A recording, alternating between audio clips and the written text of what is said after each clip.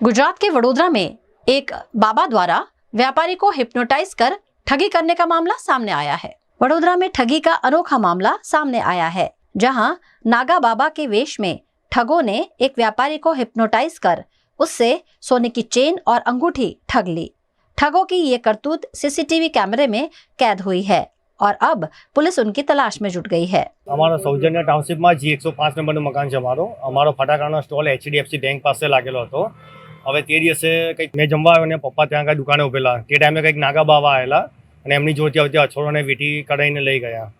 હવે એમને જ્યારે રિટર્ન આવ્યા ત્યારે મને કીધું કે દેવેન્દ્ર ફટાફટ આપણે ભાગવું પડશે, પેલો ગાડીમાં માર્યો આવતે અછોડોને વીંટી લઈને ભાગી ગયા છે।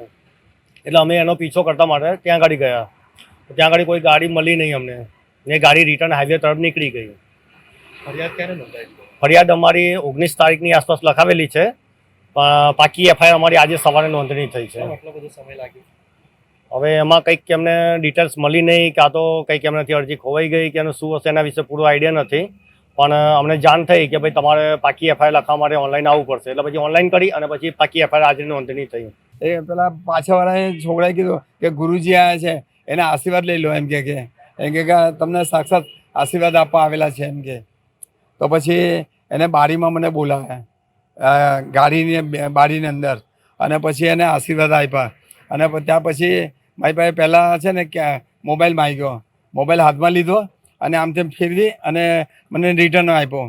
પછી ત્યાં પછી ચશ્મા માંગ્યા, એ કે ચશ્મા દેખાવ, ચશ્મા કાઢીને આપ્યા, તેમ તેમ ફરીને પછી પાછા મને રિટર્ન આપ્યો।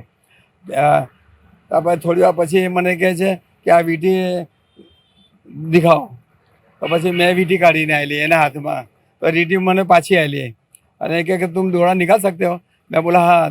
પછી દોડો કાઢીને આવેલો, પછી વીંટી પણ માંગી લીધી અને આમ તેમ કરીએ અને પછી એને કંઈ વજન જેવું જોયું અને પછી કે થોડે આગે જાકે મેં વાપસ आता हूँ એમ કે દેતા હું।